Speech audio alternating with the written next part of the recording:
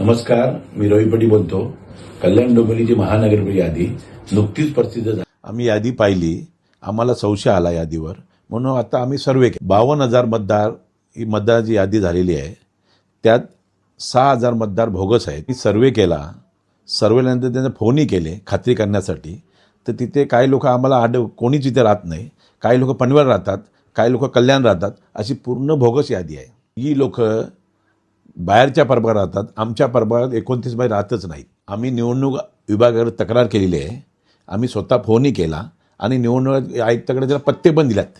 या यादीत अशी काय नावं दिसली, वेगळ्या वयागटातील, वेगळ्या इमारतीतली, वेगळ्या कुटुंबातली अशी नावं सापडल्यात. एका लाईनीत आहेत ती. ही बघा, ही यादी बघा.